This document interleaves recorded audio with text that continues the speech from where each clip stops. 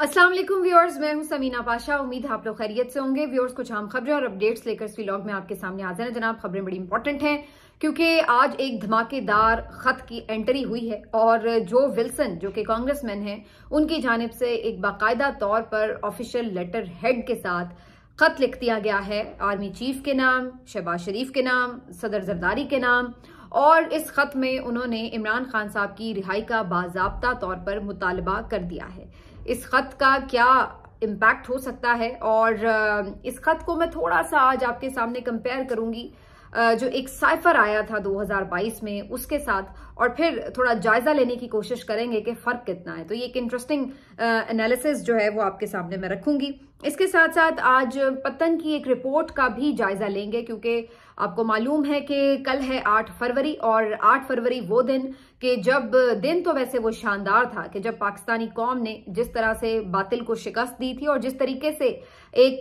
जमूद तोड़ा था, स्टेटस को तोड़ा था, तो वो शानदार था। लेकिन उसके बाद जो उनके साथ रात को हुआ और जिस तरीके से रिजल्ट बदले गए और मैंडेट चोरी हुआ, इसके ऊपर एक रिपोर्ट पत्तन ने जारी की है और उन्होंने इस रिपोर्ट में बड़ा जबरदस्त किस्म का पूरा जायजा पेश किया है कि किस किस तरह से आपके मैंडेट को लूटा गया है। तो ये इसके कुछ निकात मैं आपके सामने रखूंगी। जिन्होंने रिपोर्ट नहीं पढ़ी उनके लिए आसान तरीकों से मैं आपको बताऊंगी कि क्या वो तरीके इख्तियार किए गए और आपका मैंडेट चोरी किया गया। और उसके बाद आपको बताएंगे कि डोनाल्ड ट्रंप का जो एक नाश्ता होता है, यानी जो अमेरिकी प्रेसिडेंट का नाश्ता होता है, उसकी एक तकरीब में आज बिलावल भुट्टो जरदारी शरीक हुए और वहां पर एक तस्वीर उन्होंने बनाई है जो काफी ज्यादा सोशल मीडिया पर डिस्कस हो रही है। तो ये सब कुछ और बहुत कुछ इस व्लॉग में। आपसे रिक्वेस्ट है कि चैनल को सब्सक्राइब कर लें अगर अभी तक सब्सक्राइब नहीं किया। तो जी, आज सबसे पहले जो विल्सन के खत से बात शुरू करेंगे। रात गए जो विल्सन ने एक जोरदार किस्म का खत लिख दिया है और इस खत में उन्होंने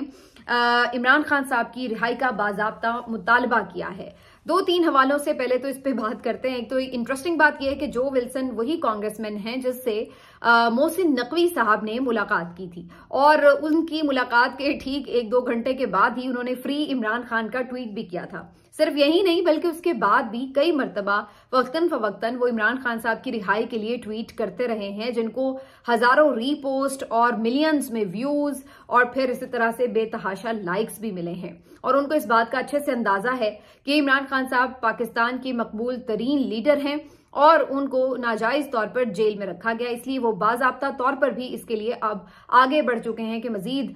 इसके लिए आवाज उठाई जाए। तो मेरा ख्याल है कि जो मोहसिन नकवी साहब ने मुलाकातें की और उसके बाद जिस तरह से इमरान खान साहब की रिहाई की, उन्हीं लोगों ने आवाज बुलंद की। तो पीटीआई वाले तो शायद अब चाहेंगे कि मोहसिन नकवी साहब को दोबारा अपने खर्चे पर अमेरिका भेजें और डोनाल्ड ट्रंप के साथ भी उनकी मुलाकात करवा दें ताकि डोनाल्ड ट्रंप फिर बाज़ाब्ता तौर पर इमरान खान साहब की रिहाई का मुतालबा कर सकें। तो बज़ाहिर तो ऐसे लग रहा है कि ये उल्टी पड़ी है मुलाकात मोहसिन नकवी साहब की। लेकिन बहरहाल जो विल्सन ने जो खत लिखा है उसमें उन्होंने शहबाज शरीफ साहब को, आर्मी चीफ को और सदर जरदारी को मुखातिब किया है और इस खत में उन्होंने बात यहां से शुरू की है कि जनाब, पाकिस्तान के और अमेरिका के जो 75 साल के बायलैटरल रिलेशनशिप्स हैं वो काफी स्ट्रांग रहे हैं और ये मजीद भी स्ट्रांग होने चाहिए, दो तरफा ताल्लुकात। और उन्होंने यहाँ पर ये बात की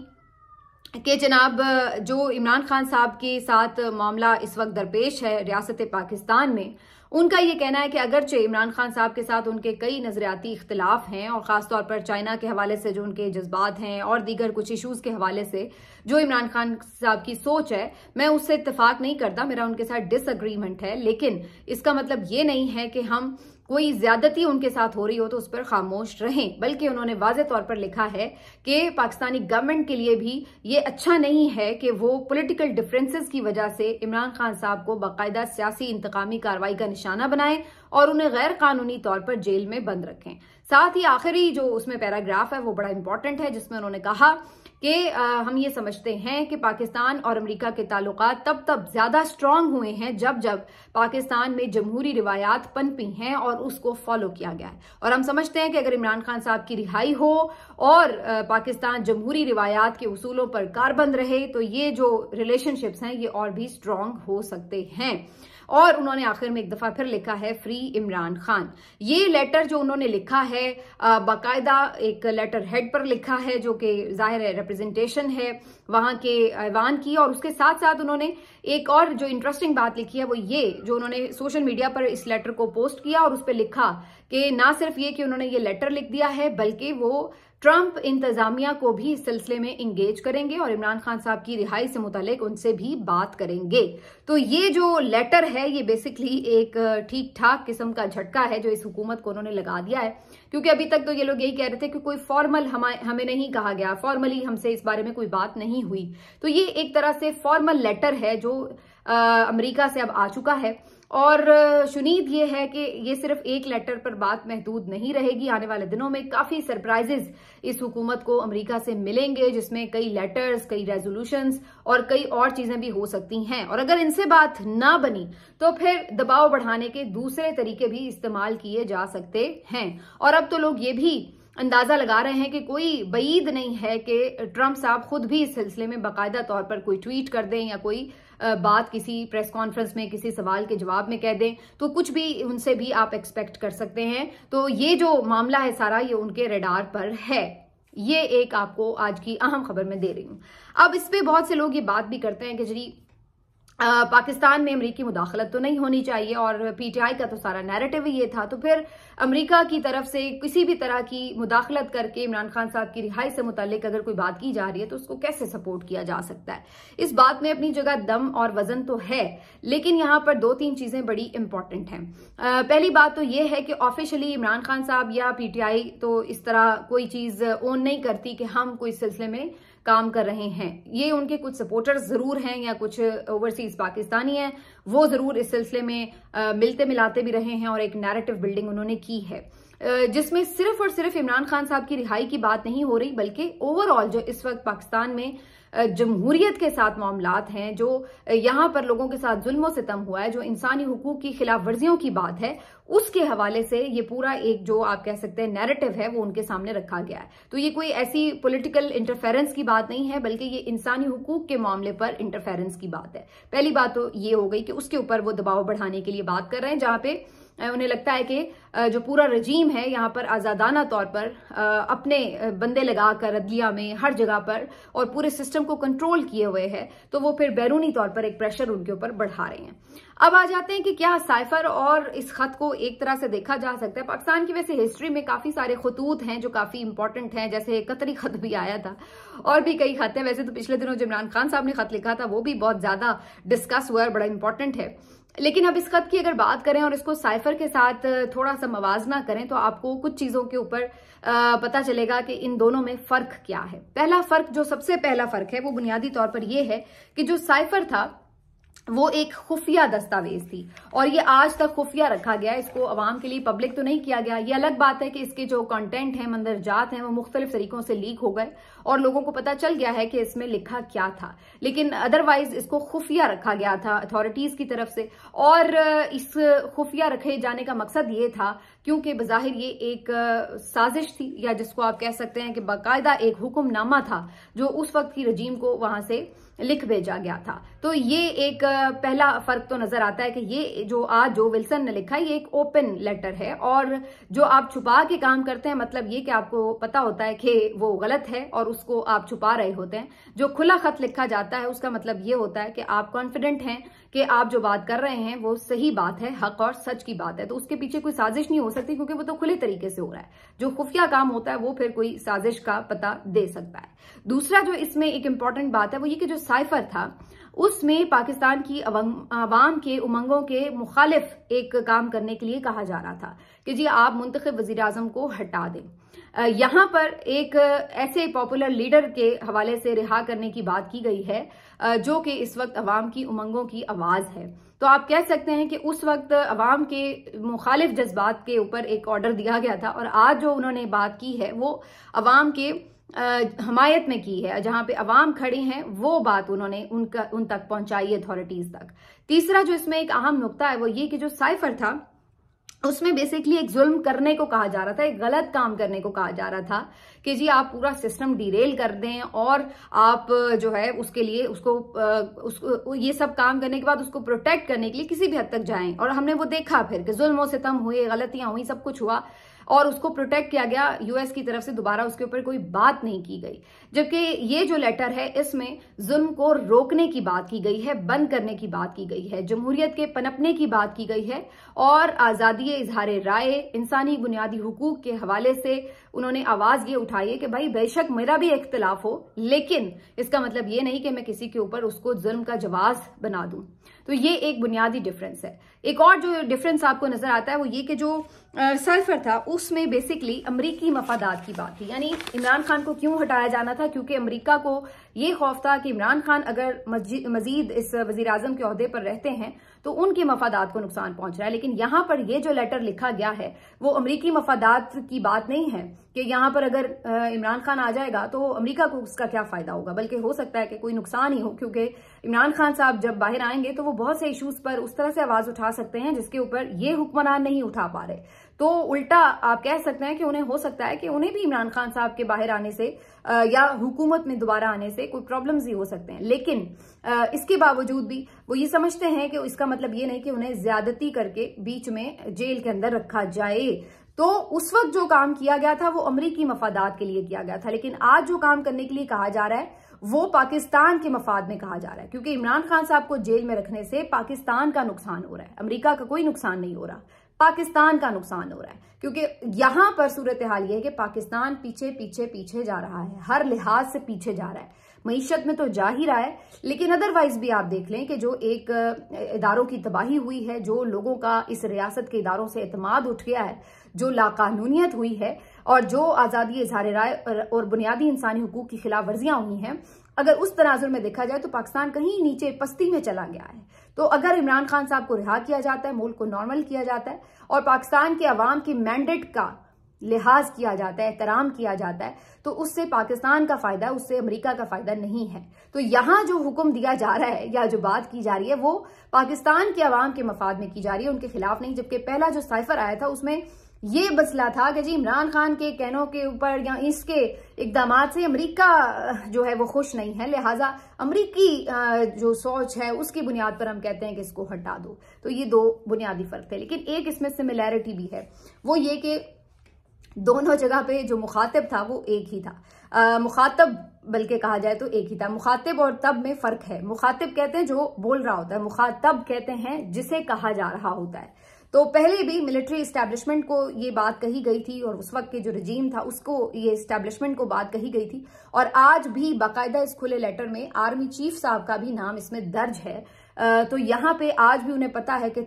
जो ताकत है सारी वो कहाँ पर मरकूज है। तो यहाँ पर भी और वहां पर भी मुखातब जो था वो एक ही था, उन्हें पता है कि करना ये किसने है। तो बहरहाल ये जो है इस लेटर का असर फौरी तौर पर क्या होगा, अभी आप ये तो नहीं कह सकते कि कल दरवाजा खुल जाएगा, लेकिन अब इनको पता लग गया है कि ये बात अब ऑफिशियली आ गई है और इसका मतलब ये है कि अब इसके ऊपर इन्हें कुछ करना है। डोनाल्ड ट्रंप ने पिछले 3-4 दिनों में कई ऐसे अहकामात सादिर फरमाए हैं जो कि आप कह सकते हैं कुछ सही भी होंगे, कुछ गलत भी होंगे, लेकिन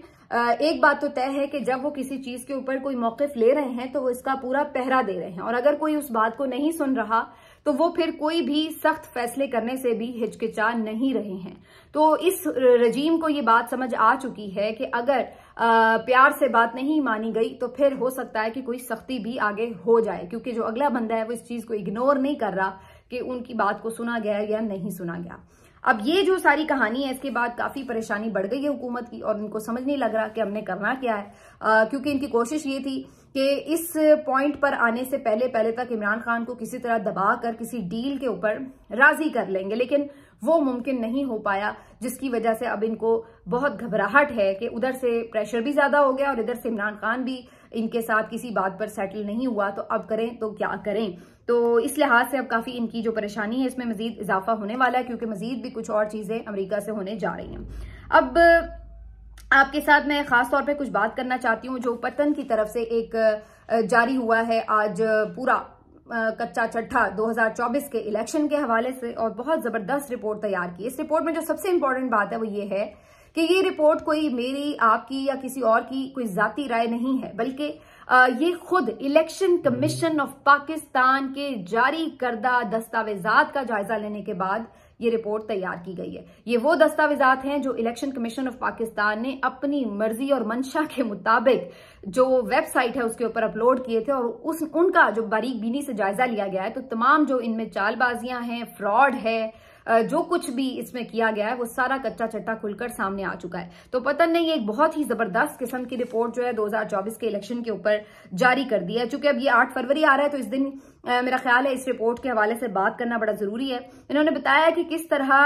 तकरीबन 60 से भी ज्यादा नए तरीके इख्तियार किए गए हैं इलेक्शन में धांधली के, और इसमें कुछ चीजें जो उन्होंने पॉइंट आउट की है मैं आपके सामने रख देती हूँ। एक तो ये उन्होंने बताया है कि सितंबर 2024 तक बार बार जो फॉर्म्स हैं वो तब्दील होते रहे हैं, मतलब एक हल्के का एक फॉर्म जारी किया, फिर उसको हटा लिया, फिर दोबारा जारी कर दिया, तो ये तमाशे जो हैं ये चलते रहे हैं सितंबर 2024 तक, जबकि कानूनी तौर पर ऐसा अलाउड नहीं है। दूसरा उन्होंने कहा कि डेडलाइंस जो है मुख्तलिफ दस्तावेजात अपलोड करने की उनको मीट नहीं किया गया, मतलब ये कि जैसे अगर ये कहा जाए कि जी 2 दिन के अंदर आपने फॉर्म 47 तमाम हलकों के अपलोड करने हैं, तो ऐसा नहीं हुआ, डेडलाइंस मीट नहीं की गई। इसी तरह फॉर्म 45 के ऊपर तो बेतहाशा इसको तारीखी जिसको कहा जाता है कि ताखीर इसमें की गई, और चूंकि फॉर्म 45 में घपले थे तो इसलिए इनको फौरी तौर पर अपलोड नहीं किया गया। इसके साथ साथ जो मजीद जायजा लेने से बात सामने आई वो ये थी, नंबर 3, कि मर्द और खवातीन वोटर्स का जो टर्न आउट है वो 1 साल गुजरने के बाद भी अलग अलग नहीं बताया गया, क्योंकि जब ये होता है इलेक्शन तो उसके बाद फिर मजमूई टर्न आउट भी बताया जाता है, और ये भी बताया जाता है कि मर्द वोटर्स ने कितने % वोटर्स ने वोट डाला और खवातीन का टर्न आउट क्या रहा। ये 1 साल गुजरने के बाद भी नहीं बताया गया। उसकी वजह फिर वही है कि बहुत से ऐसे हलके थे जहां पर खवातीन वोटर्स, और जहां पे इतनी खवातीन वोटर्स थी भी नहीं, उनके भी वोट जाली डाले गए। तो इस तरीके से जब आप घपले करते हैं तो फिर आप कैसे वहां पर सही टर्न आउट जो है वो बता सकते हैं। चौथा जो इसमें पॉइंट है वो ये कि कुछ हल्के ऐसे थे जहां पर 80 या फिर 100% से भी ज्यादा वोट डल गए, और इसमें वैसे माजरत के साथ ये नवाज शरीफ साहब का हल्का भी शामिल है कि जहां पर कुछ हलकों में 100% से भी ज्यादा वोट शो किए गए हैं कि डल गए। मतलब ये कैसे हो सकता है कि रजिस्टर्ड वोट आपके कुछ हों और उससे ज्यादा लोग जो है वो आके वोट डाल जाए। तो ये सबसे बड़ा जिसको आप कह लें कि फ्रॉड था, जालसाजी थी, सबसे बड़ा धांधला था जो नवाज शरीफ साहब के हल्के में हुआ। और फिर इसमें ये भी देखने में आया कि उन्हीं हलकों में, उन्हीं पोलिंग स्टेशंस में जो सूबाई की सीट थी, सूबाई इलेक्शन की सीट थी, उसमें टर्न आउट जो था वो नॉर्मल था 40 या 50%, जो कि नॉर्मली होता है, लेकिन नेशनल असेंबली में वो 100% से भी ज्यादा था। अब ये भी लॉजिकली मुमकिन नहीं कि अगर मैं वोट डालने जाऊं तो मैं सिर्फ नेशनल असेंबली का वोट डालकर आ जाऊं और सूबाई असेंबली का वोट ना डालूं। जाहिर है जो आमतौर पर जाता है वो दोनों ही वोट डाल के आता है। इसके साथ साथ फिर एक और जो इसमें बात थी वो ये कि अभी तक भी खवातीन और अकलियती नशिस्तें अलॉट नहीं की गई, जिसकी वजह से ये नशिस्तें खाली हैं। एक और पॉइंट ये है कि 70 हलकों में 421 पोलिंग स्टेशन ऐसे हैं जिसमें सिफर से भी, यानी सिफर था या तो जो टर्न आउट था, या फिर 50% से भी कम लोगों ने इसमें वोट डाला। और इस ऐसी किसी सिचुएशन हो किसी पोलिंग स्टेशन की तो फिर इलेक्शन कमीशन री पोलिंग की तरफ जाता, लेकिन ये भी इख्तियार इलेक्शन कमीशन की जानिब से नहीं इस्तेमाल किया गया। कई ऐसे हलके थे जहां पर जो जीतने वाला उम्मीदवार था उसका जो मार्जिन था वो मुस्तरद वोटों से कम था। ऐसी सूरत में जाहिर है कि रीपोलिंग की तरफ या फिर रिकाउंटिंग की तरफ जाया जाता है, लेकिन बहुत से ऐसे जो केसेस थे वहां पर इस तरह की कोई इख्तियार को इस्तेमाल नहीं किया गया। इस पूरे इलेक्शन में 11 लाख वोट जो थे,